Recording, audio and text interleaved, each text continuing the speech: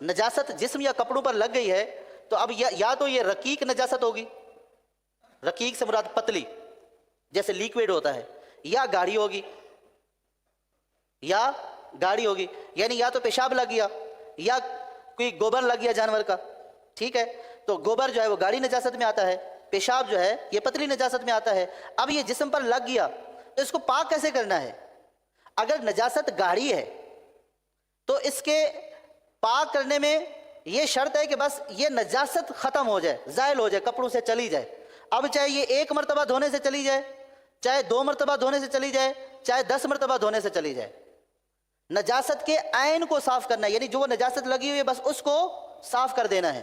اب وہ 1 دفعہ میں صاف ہو، 2 دفعہ میں صاف ہو، 3 دفعہ میں صاف ہو، یا 10 مرتبہ دھونے میں صاف ہو، تو اس کے عین کو ختم کرنا ہے۔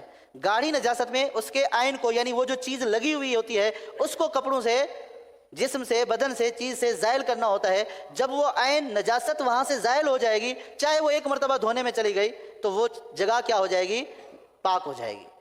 لیکن عین کو دھونے سے مراد یہ ہے کہ بعض اوقات ایسی چیز ہوتی ہے کہ اس کا اثر یعنی نشان وغیرہ باقی رہ جاتا ہے۔ نشان کو ختم کرنا ضروری نہیں ہے، نشان کو ختم کرنا، کیونکہ بعض نجاستوں کے نشان ایسے ہوتے ہیں کہ آپ پھر اس کو صاف کرتے رہیں، نہیں صاف ہوتے ہیں، نشان نہیں مٹتا۔ نشان مٹانا ضروری نہیں ہے، اس نجاست کے عین کو ختم کرنا ضروری ہے۔ اگر نشان باقی رہ جاتا ہے تو اس میں کوئی حرج نہیں ہے۔ اس کے لیے یہ بھی ضروری نہیں ہے کہ آپ سرف سے دھوئیں، پانی گرم کریں، صابن لیں، بس عین نجاست کو دور کر دیا، اس کا اثر جاتا رہا تو یہ کپڑا کیا ہو جائے گا؟ پاک ہو جائے گا۔ تو گاڑھی نجاست جہاں پہ بھی لگی ہوگی اس کے عین کو ختم کرنا ہوگا، چاہے وہ 1 دفعہ میں ختم ہو یا 10 دفعہ میں ختم ہو، ٹھیک ہے۔ اگر پتلی نجاست ہے، رقیق نجاست ہے، یہ کپڑوں پر لگ گئی ہے، یہ کپڑوں پر لگ گئی ہے، تو اس کو کیسے دھوئیں گے؟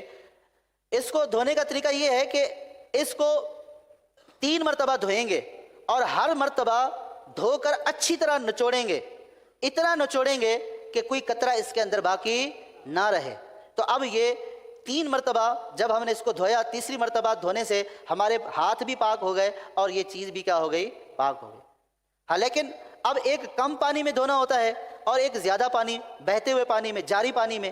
اب اگر ہم نے جیسے فرض کیا کہ دریا کے اندر کوئی کپڑا جس کے اوپر نجاست لگی ہوئی تھی وہ دریا کے اندر دھو رہے ہیں، وہ جاری پانی ہے، تو اس میں 3 دفعہ دھونا ضروری نہیں ہے۔